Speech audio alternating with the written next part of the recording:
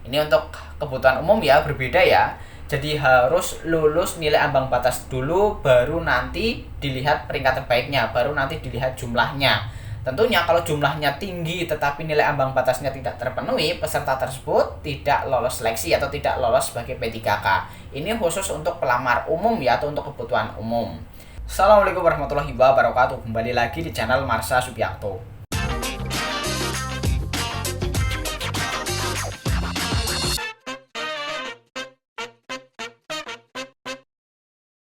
Pada kesempatan kali ini kita akan kembali membahas informasi menarik. Kali ini tentunya kembali terkait dengan P3K atau pegawai pemerintah dengan perjanjian kerja. Jadi pada kesempatan kali ini kita akan coba bahas berkaitan dengan mekanisme seleksi P3K untuk jabatan fungsional ya. Dan ini tentunya di luar guru ya, karena untuk aturan terkait dengan jabatan guru itu ada sendiri. Kali ini kita bahas di luar guru. Jadi untuk jabatan tenaga kesehatan ini masuk dalam pembahasan kali ini. Jadi saat ini tentunya dari teman-teman sudah banyak yang sudah selesai melaksanakan seleksi P3K khususnya untuk jabatan fungsional. Jadi di video-video saya sudah mulai banyak komentar-komentar pertanyaan terkait dengan siapa sih yang berhak lolos seleksi P3K. Dan pertanyaan tersebut jawabannya ada pada keputusan Menteri Pan-RB nomor 648 tahun 2023 tentang mekanisme seleksi P3K untuk jabatan fungsional. Dan langsung saja kali ini kita akan coba lihat keputusan Menteri Pan-RB terkait dengan hal tersebut. Untuk itu bagi yang penasaran, simak terus. Oke, bismillahirrahmanirrahim, langsung saja kita mulai. Jadi kali ini kita akan coba bahas berkaitan dengan siapa sih yang berhak lolos sebagai P3K ya.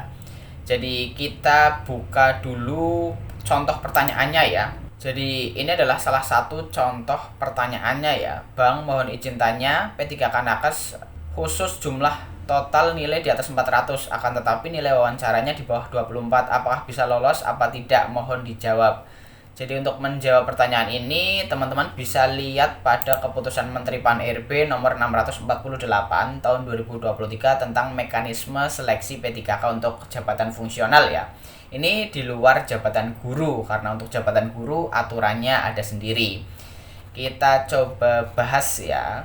Ini menetapkan keputusan Menteri Pendayagunaan Aparatur Negara dan Reformasi Birokrasi tentang mekanisme seleksi P3K untuk jabatan fungsional tahun anggaran 2023. Pertama, jenis kebutuhan pegawai pemerintah dengan perjanjian kerja tahun anggaran 2023 meliputi A khusus dan B umum. Ini tentunya sudah tidak usah dibahas lagi ya, karena teman-teman sudah memilih apakah teman-teman bisa masuk di dalam jabatan khusus atau jabatan umum. Itu dilakukan di awal pendaftaran. Kemudian kriteria pelamar bagi kebutuhan khusus bagaimana dimaksud pada diktum pertama huruf A meliputi A ex tenaga honorer K2 atau B tenaga non ASN. Jadi ini juga sudah tidak jadi perdebatan lagi saat ini ya.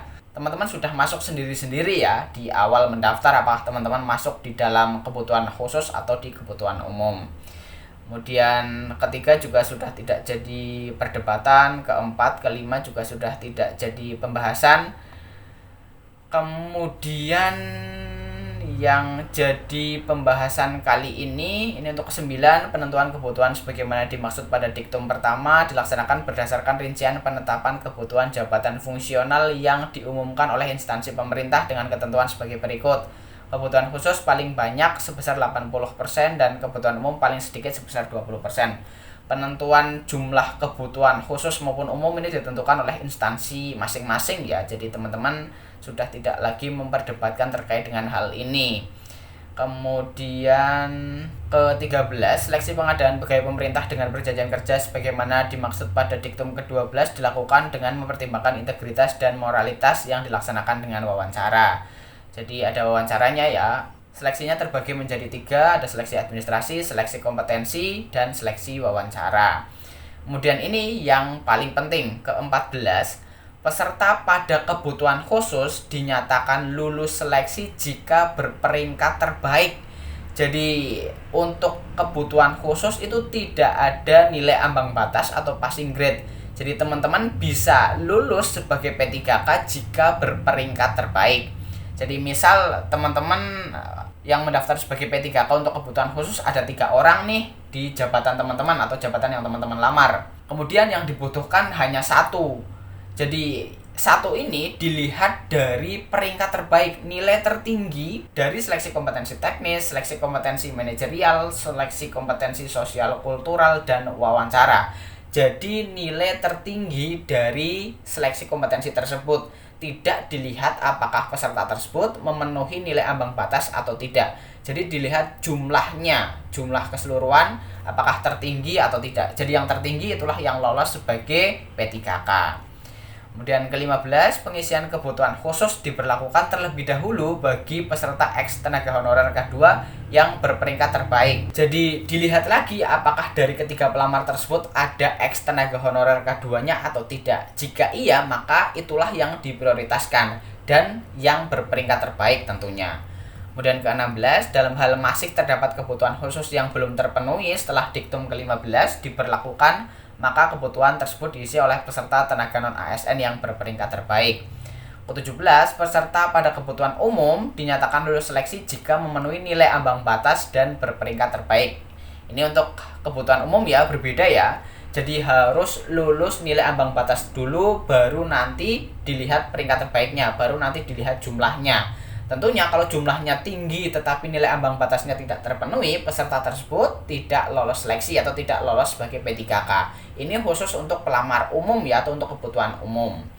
Ke-18, dalam hal masih terdapat kebutuhan yang tidak terpenuhi pada instansi daerah, kebutuhan dapat diisi dari pelamar pada jenis kebutuhan, jabatan, dan kualifikasi pendidikan yang sama dari unit penempatan atau lokasi kebutuhan berbeda.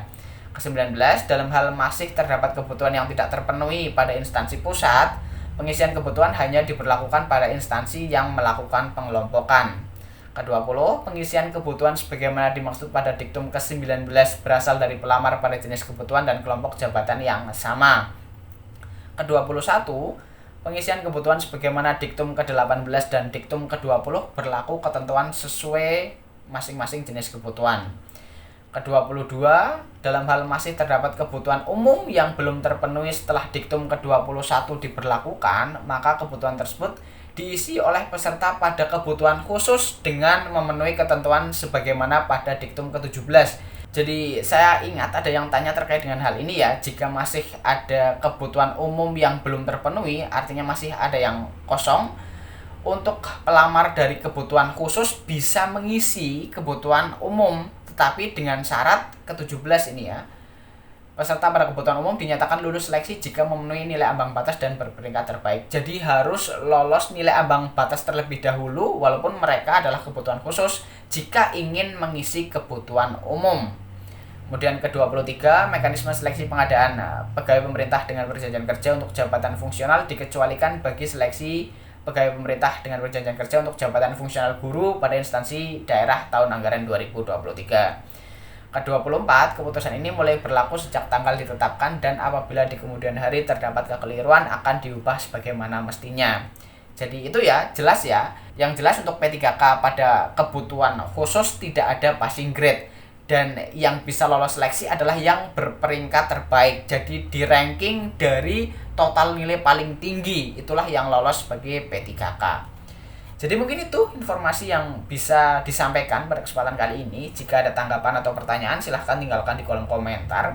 Terima kasih, mohon maaf bila ada kesalahan. Wassalamualaikum warahmatullahi wabarakatuh.